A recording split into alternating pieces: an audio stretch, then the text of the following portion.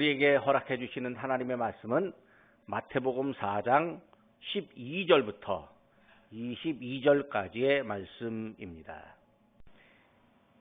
예수께서 요한이 잡혔음을 들으시고 갈릴리로 물러가셨다가 나사렛을 떠나 스불론과 납달리 지경 해변에 있는 가버나움에 가서 사시니 이는 선지자 이사야를 통하여 하신 말씀을 이루려 하심이라. 일러스되 스불론 땅과 납달리 땅과 요단강 저편 해변길과 이방의 갈릴리여, 흑암에 앉은 백성이 큰 빛을 보았고 사망의 땅과 그늘에 앉은 자들에게 빛이 비치었도다 하였느니라.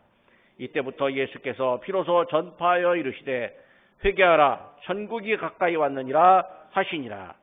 갈릴리 해변에 다니시다가 두 형제 곧 베드로라 하는 시몬과 그의 형제 안드레가 바다에 금을 던지는 것을 보시니 그들은 어부라. 말씀하시되 나를 따라오라, 내가 너희를 사람을 낚는 어부가 되게 하리라 하시니 그들이 곧 그물을 버려두고 예수를 따르니라. 거기서 더 가시다가 다른 두 형제 곧 세베대의 아들 야고보와 그의 형제 요한이 그의 아버지 세베대와 함께 배에서 그물 깁는 것을 보시고 부르시니 그들이 곧 배와 아버지를 버려두고 예수를 따르니라. 아멘. 오늘은 사람을 만나신 예수님이라고 하는 제목으로 함께 은혜를 나누려고 합니다. 우리는 교회력으로 이제 주현절을 지내고 있습니다. 주현절은 그 양력으로 1월 6일인데 1월 6일부터 사순절이라고 해서 부활절 이전 7주간을 이제 사순절인데 그 사순절 때까지의 기간을 주현절이라고 합니다. 제가 이제 주현절 시리즈 7개 중에서 오늘은 4번째 설교입니다. 주현절 총 주제는 성육신입니다. 성육신은 영어로 인카네이션이라고 하는데 그 예수님이 완전한 사람이 되셔서 세상에 오심을 뜻하는 단어입니다. 예수님이 육신이 되어서 세상에 오시고 사람들 앞에 나타나셨습니다. 지난주에는 이제 예수님께서 유혹을 이기는 장면을 잠시 보았습니다. 지난주 말씀 잠시 보려고 합니다. 예수님은 유혹을 받으셨지만 이기셨습니다. 예수님은 마귀에게도 자기를 보이셨고 유혹 앞에도 당신을 노출시키셨습니다. 그리고 마귀의 유혹을 거뜬히 물리치셨습니다. 예수님은 점검 과정을 통과하시고 우리에게 유혹을 이기는 방법을 알려주셨습니다. 우리 역시 살면서 온갖 유혹을 받습니다. 하지만 예수님을 믿음으로 예수님과 함께하고 예수님이 주시는 지혜와 힘을 얻어서 유혹을 이겨낼 수 있습니다. 유혹을 이겨낸 사람에게 하나님은 더 새롭고 더 아름다운 하나님 나라 확장을 위한 일을 맡기시고 하나님의 뜻을 성취하도록 도와주십니다. 자, 오늘은 예수님께서 이제 사람들 앞에 나타나시는 장면, 즉 사람을 만나신 예수님을 보려고 합니다. 오늘 본문을 보면 예수님이 3가지 일을 하심을 볼 수 있습니다. 하나는 예수님께서 가버나움이라고 하는 동네에 가서 사셨고, 또 하나는 천국 복음을 전파하심입니다. 3번째 장면은 제자를 부르시는 장면입니다. 제가 한 본문 안에 3가지가 다 있지만 사실은 예수님이 행하신 한 가지의 일을 담고 있습니다. 이 3 장면마다 모두 의미가 있습니다.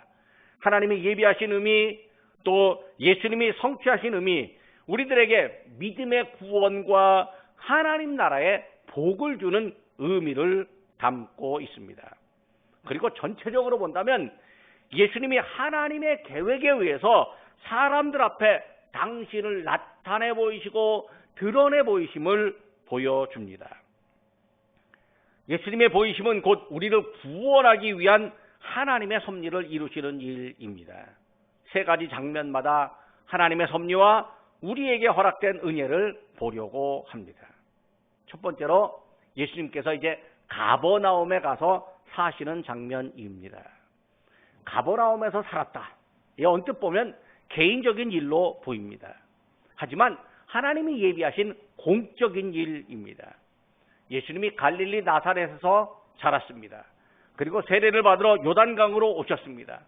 세례를 받고 또 유혹을 이기신 예수님은 스불론과 납달리 지파가 살던 해변 가버나움에 가서 살았습니다.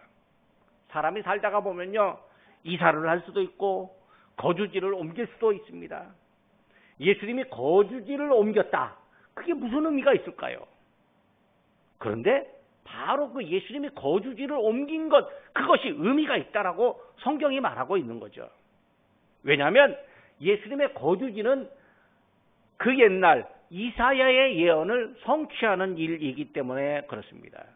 이사야 9장 1절 말씀입니다. 옛적에는 여호와께서 스불론 땅과 납달리 땅이 멸시를 당하게 하셨더니 후에는 해변길과 요단 저편 이방의 갈릴리를 영화롭게 하셨느니라. 그러니까 납달리 또 스불론 이 야곱의 아들들 중에 이 별로 이름이 없는 두 사람이 자손들이 가서 살던 그 땅이 사람들로부터 멸시를 받았는데 나중에는요 거기가 굉장히 영화로운 땅이 되었다라고 하는 거예요. 성지순례를 가보면요, 그 성지의 땅들이요 진짜 척박하기가 이를 데가 없습니다. 모래 땅이고요, 그냥 저기 산지고요, 농사도 잘 안 되고요, 척박합니다. 사람들이 이런 땅에서 어떻게 사느냐라고 말할지 모르는데 지금은요 전 세계 사람들이 찾아가는 땅이 되었습니다. 전 세계 사람들이 그곳에 가서 여기가 예수님이 활동하시던 곳이구나. 여기가 예수님이 세례받은 곳이 그러구나. 나도 저 예수님이 세례받았던 저 요단강물에 나도 한번 들어가 봐야지. 그렇게 합니다. 그러니까 그 땅을 아주 그냥 귀하게 여기고 있다라고 하는 거죠. 그러니까 그 땅 차지하려고 전쟁도 많이 나고 있는지 모릅니다. 예수님이 하나님의 아들이지만 세상에 사람으로 오셨습니다. 그분은 하나님의 아들입니다. 그래서 우리의 하나님의 아들 예수님이 머무는 그곳이 바로 영화로운 곳입니다. 본문 16절의 말씀은 이사야 9장 2절 말씀인데 영화로운 빛이 비친다고 말씀합니다. 흑암에 행하던 백성이 큰 빛을 보며 사망의 그늘진 땅에 거주하던 자에게 빛이 비치도다. 예수님은 단순히 거주지를 옮긴 것이 아닙니다. 과거에 어둠의 역사가 있었던 그 땅에 빛을 비추기 위해서 가버나움에 가서 사셨습니다. 예수님이 사시는 그곳에 빛이 비춥니다. 왜냐하면 예수님 자신이 빛이기 때문에 그렇습니다. 요한복음 1장 4절 말씀입니다. 그 안에 생명이 있었으니 이 생명은 사람들의 빛이라. 빛이신 예수님이 머무는 그곳에 빛이 비칩니다. 어둠이 물러가고 사망의 그늘이 드리워진 땅에 사람들에게 생명의 빛이 비춰집니다. 예수님은 과거 이사야의 예언을 성취하시면서 어둠의 세상에 생명의 밝은 빛을 비추시는 하나님의 섭리를 이루셨습니다.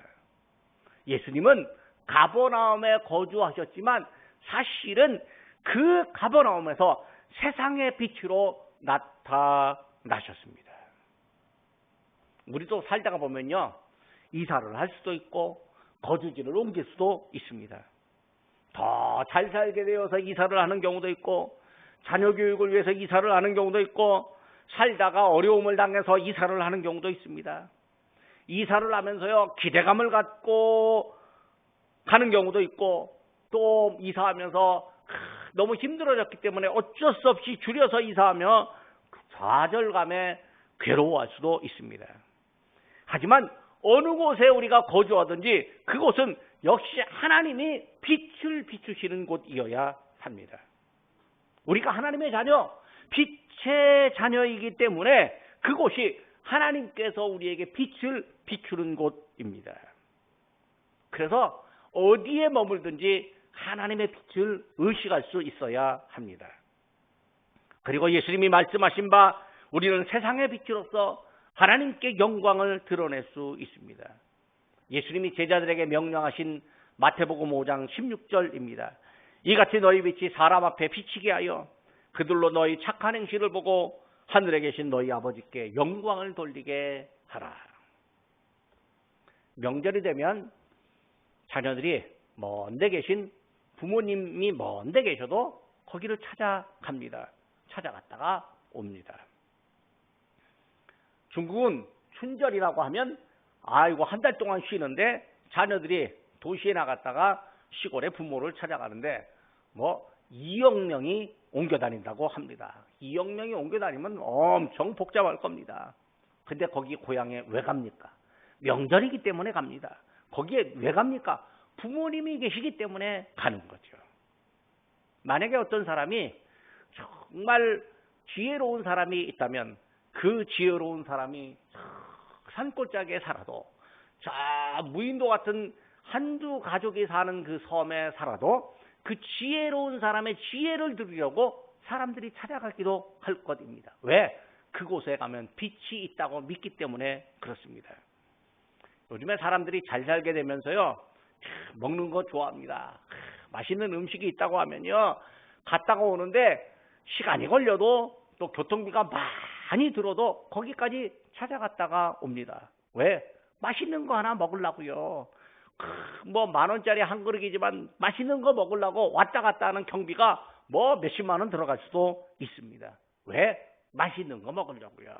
그러니까 우리가 어디 살든지 그 사는 지역이 좋다 나쁘다 이렇게 생각하기보다는 내가 예수 그리스도의 빛으로 살아야 하는 거죠.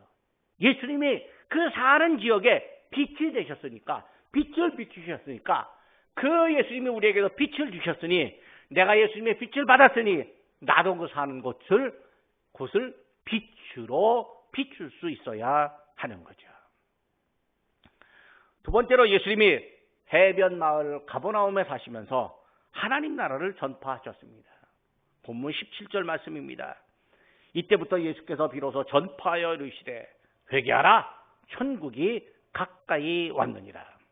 예수님이 사람들 앞에 나타나셨습니다. 예수님이 이전에는 세례 요한에게 보이셨고 또 마귀에게도 보이셨습니다. 이제는 사람들 앞에 보이셨습니다. 예수님은 하나님의 맡기신 일을 감당하시려고 한다면 사람들 앞에 보이셔야 되는 거죠. 사람들 앞에 나타나야 하나님의 일을 사람들에게 알려줄 수 있습니다. 예수님이 회개와 천국 복음을 전파하시려고 사람들 앞에 나타나셨습니다. 그리고 예수님께서 말씀하십니다. 회개하라 천국이 가까웠느니라. 예수님이 외치셨습니다. 그 전에 세례 요한도 회개하라 천국이 가까이 왔느니라 말했는데 예수님도 똑같이 회개하라 천국이 가까웠느니라. 그러니까 예수님께서 사람들 앞에 나타나셔갖고 처음 하신 말씀이 뭐냐면 회개하라 천국이 가까이 왔느니라. 예수님은 당신의 삶을 회개와 하나님 나라 전파를 위해서 사용하셨습니다. 우리는요 살면서 개인적인 일에 내 생활을 사용하는 적이 많습니다. 뭐 목사도 다 그렇습니다. 집안에 뭐 돌봐야 되기도 하고요. 또 뭐 집안에 뭐가 이게 고장 나면 그거 고치어야 되기도 하기도 하고요. 때로는 뭐 아이들 위해서 뭐 시간을 내야 하기도 하고요. 뭐 많이 하기도 합니다. 다 똑같이 그렇게 합니다. 그런데 그 와중에서도 우리가 살아가는 우리의 삶의 목적이 내 가족만을 위하실 수도 있고 내 개인만을 위할 수도 있지만 좀 더 크게, 좀 더 넓게 봐서 하나님 나라를 위한 삶으로 만들어야 하는 거죠. 왜냐하면 예수님께서 당신의 삶을 회개와 천국 복음을 위해서 사용하셨고 그 회개와 천국 복음의 그 삶의 가치가, 그 의미가 나에게도 왔고 나에게도 하나님 나라 백성, 하나님 나라 자녀 만들어주신 은혜가 있으니 나도 천국 복음을 위해서 살아갈 수 있게 되는 거죠. 사람들의 회개, 하나님 나라 전파, 이건 모든 사람, 모든 세대에 다 적용됩니다. 나에게도. 내가 세상에서 별로 이름 없는 사람이고 평범한 사람이라 할지라도 나에게도 예수님의 그 은혜, 예수님의 그 천국 복음이 나에게도 적용되었습니다. 예수님은요 모든 나라와 모든 민족, 온 세대와 역사를 밝게 하는데 당신의 삶을 바치셨습니다. 예수님은 사람들에게 회개와 천국 복음을 전파하심으로 모든 사람과 역사 앞에 자신을 나타내셨습니다. 우리가 살면서요, 평안한 게 중요합니다. 편안하면 얼마나 좋겠습니까? 어떤 집에 가면 소파가 좋습니다. 이 소파가 왜 또 좋을까요?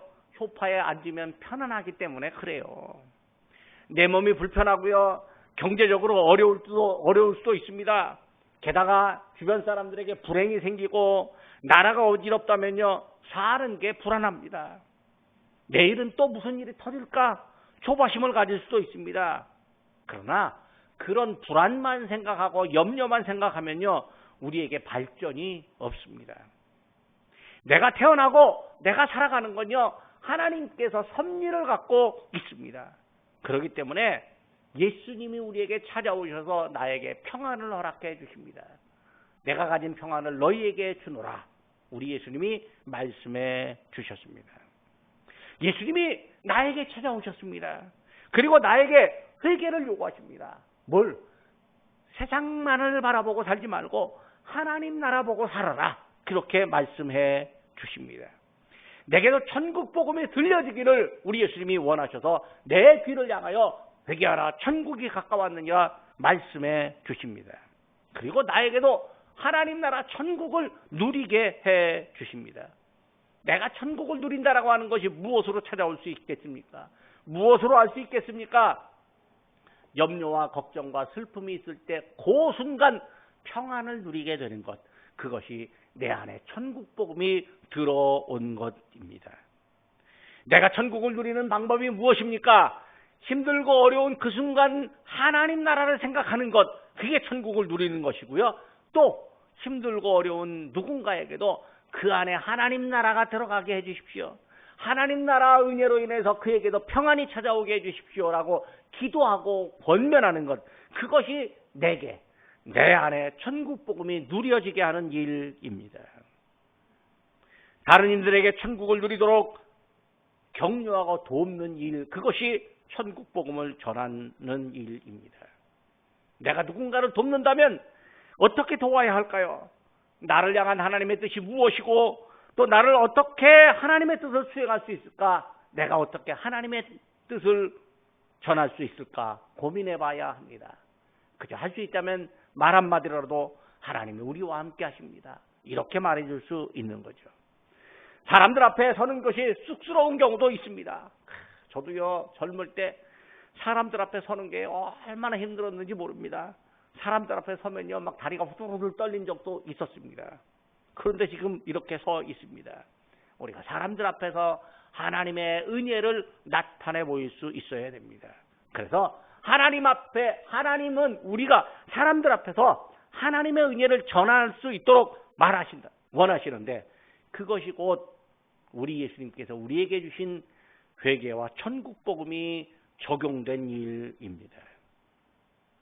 세 번째로 본문에는 예수님께서 이제 갈릴리로 다니시다가 제자를 부르시는 장면이 있습니다. 예수님이 갈릴리 해변으로 다니시는데 베드로와 안드레 두 형제가 어부인데 이 사람들이 바다에 금을 던지는 것을 보셨습니다. 그리고 그들에게 말씀하셨습니다. 나를 따라오라. 내가 너희로 사람 낚는 어부가 되게 하리라. 두 사람이 그 말 듣고 그물을 버려두고 예수님을 따랐습니다. 예수님이 조금 더 가다가 보니까 이번에는 야고보와 요한 형제가 아버지와 함께 그물을 깁고 있는 것을 보셨습니다. 예수님이 두 사람을 불렀습니다. 두 사람이 배와 아버지를 버려두고 예수님을 따라갔습니다. 예수님이 사역을 시작할 때, 예수님이 사람들 앞에 나설 때 네 사람을 불렀습니다.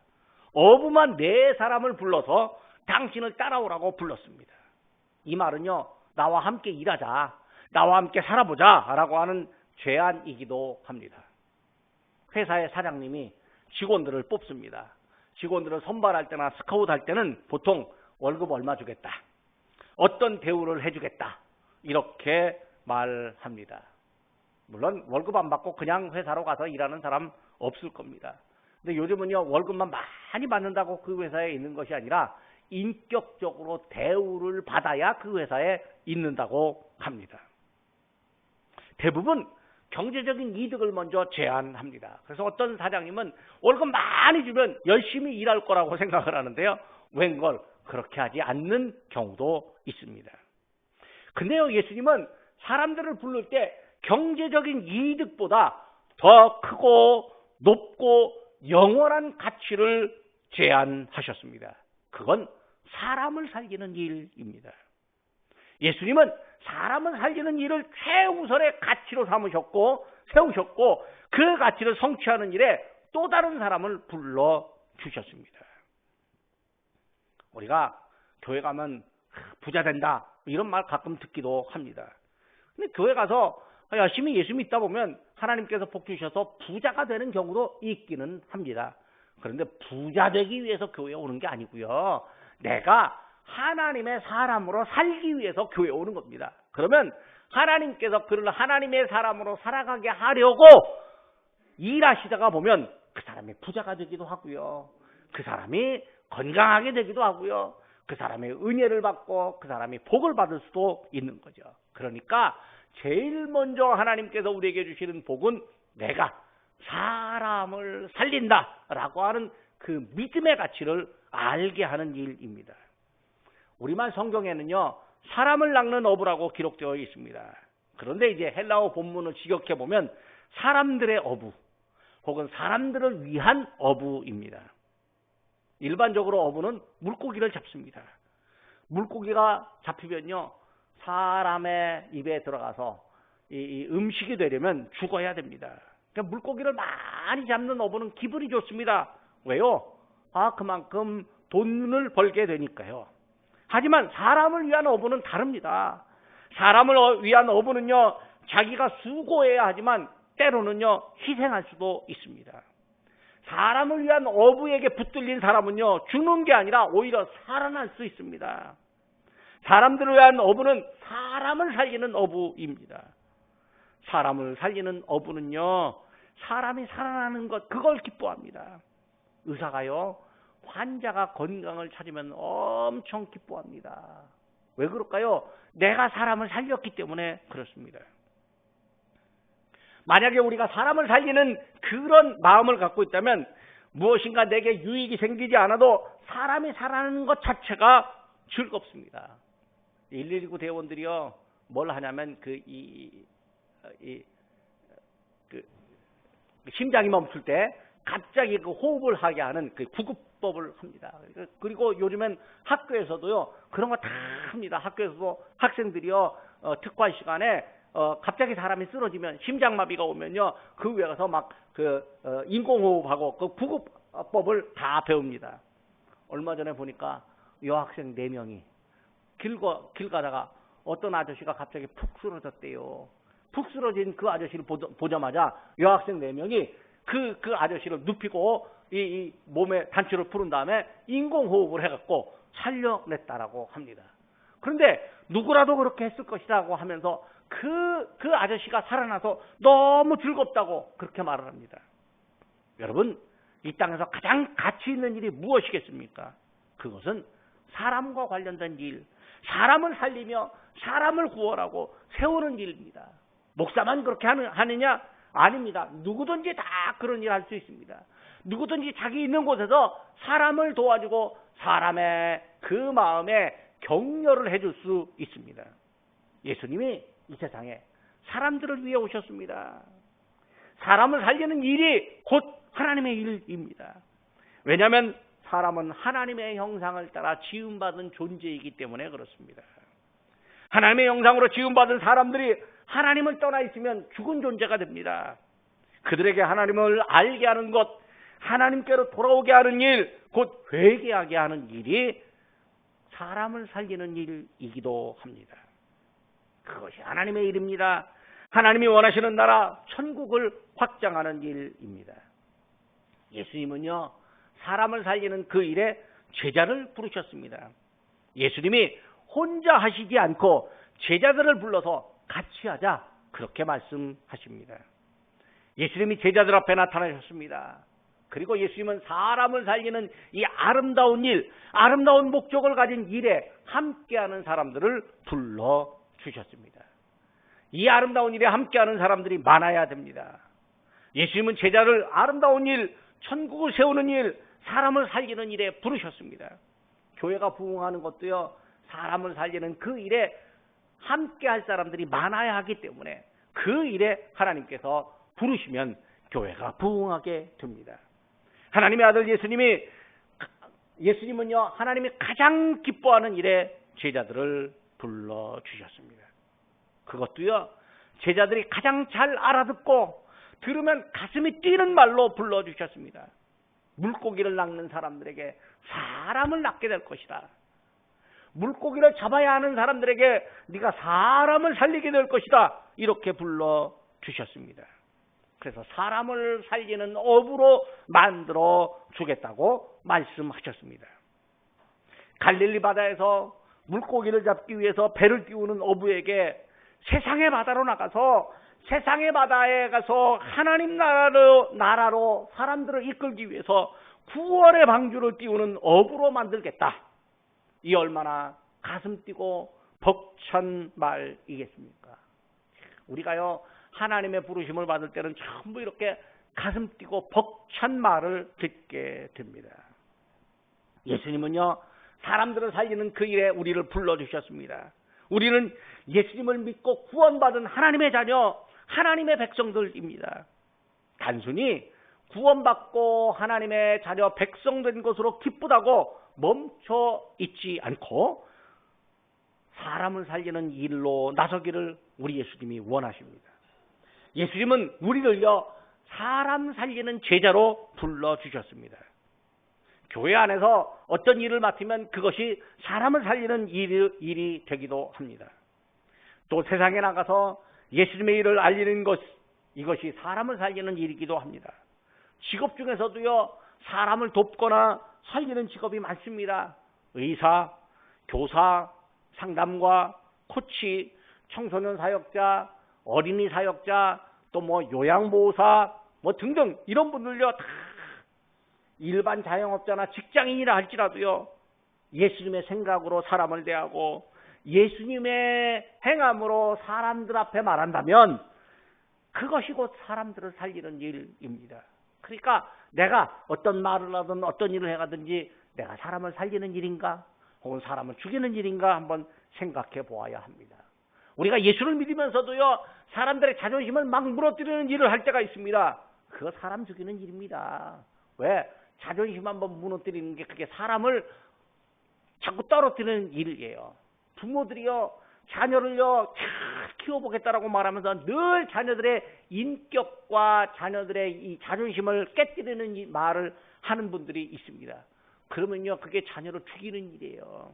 자녀가 성장하면요, 성격이 이 사람 살리는 성격이 아니라 사람을 힘들게 하는 성격으로 변해요. 왜 그럴까요?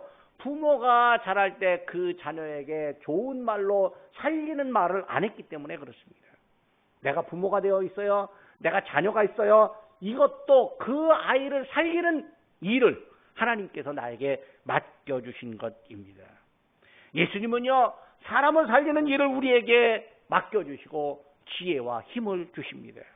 그래서 더 잘할 수 있도록 용기를 주시고 함께 하시며 도와주시니 주님, 내게 사람 살리는 말을 하게 해달라고 기도하고 또 순종하고 행해야 합니다.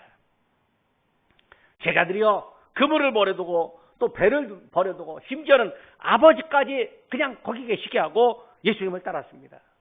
젊은 사람이요, 새로운 일을 시작하면요, 부모님 곁을 다 떠납니다. 아이고, 세베대의 아들 야고보와 요한이 불효자 같지만 그게 아닙니다. 새로운 일을 향하여 가려면요, 부모님 계신 곳을 떠나서 새로운 곳으로 나갈 수 있습니다. 제자들에게는요, 이제 사람을 살리는 새로운 인생길이 열렸습니다. 비록 예수님과 함께하는 길인데도요, 그 길이 평탄하거나 형통한 일만 있지는 않을 겁니다. 어려움도 있을 것이고 고난도 있을 것이고 좌절하는 일도 있을 것입니다. 그러나 제자들은 그 길을 갑니다. 왜냐하면 예수님과 함께하는 길, 하나님이 원하시는 길, 하나님의 나라가 세워지며 사람을 살리는 길이기 때문에 그렇습니다. 우리도 옛적 제자들처럼요, 힘든 일이 있어도요, 신앙생활을 하며 꾸준히 예수님을 따라가며 사람을 살리는 일을 합니다. 이제 말씀을 맺으려고 합니다. 예수님은 사람들 앞에 나타나셨습니다. 가버나움 지역으로 이주하심으로 하나님의 섭리와 예언을 성취하셨고 그곳에 빛을 비춰주셨습니다. 예수님은 회개와 천국 복음을 선포하심으로 사람들 앞에 당신을 나타내 주셨습니다. 예수님은 제자들을 사람 살리는 업으로 불러주셔서 제자들을 따라오게 하셨는데 그 역시 예수님이 제자들 앞에 나타나신 것입니다.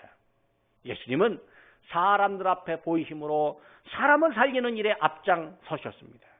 예수님이 우리에게 보이셨으니 우리도 예수님의 부르심을 받고 예수님을 따라갈 수 있습니다. 예수님의 명령을 따라 사람을 살리는 일에 나서고 예수님이 우리를 사람 살리는 업으로 세워주심으로 우리도 믿음과 감사로 예수님을 따라 사람 살리는 일을 오늘도 내일도 작은 일이라도 할 수 있습니다. 기도하겠습니다.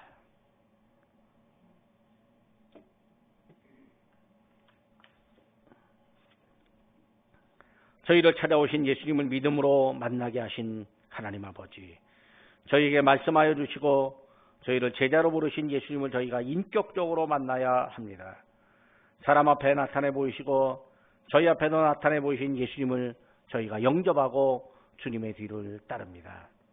저희가 예수님을 인격적으로 만나게 하시고 저희의 온 마음을 다하여 예수님과 더불어 살아가게 하여 주옵소서. 세상에 지혜로운 스승을 만나거나 좋은 친구를 만나는 일보다 예수님을 만나는 일이 더 값지고 소중한 만남인 줄 저희가 아오니 예수님을 만나는 기쁨이 저희 안에 충만하게 하여 주옵소서. 인생은 풀과 같고 땅의 영광은 꽃과 같으나 주님께서 저희를 향하여 외치신 회개와 천국 복음을 들은 저희에게 영원한 천국을 바라보게 하여 주옵소서. 무엇을 먹고 무엇을 마실까 염려하다 보면 주님의 말씀을 잊을 때가 있습니다. 염려가 올 때 가장 먼저 저희를 찾아와서 사람을 살리는 제자로 부르신 예수님을 찾게 하여 주시고 주님의 뜻이 무엇인지를 묻게 하여 주옵소서. 저희의 곁에서 저희와 함께 살고 계신 예수님을 믿음으로 염려와 걱정을 버리고 담대하게 하시며 지치고 힘들 때는 주님께 간구하여 주님의 힘을 받게 하며 주님을 따름으로 세상에서의 유혹과 곤고함에서 승리하게 하여 주옵소서. 저희를 찾아와 불러주신 예수님의 이름으로 기도드립니다. 아멘.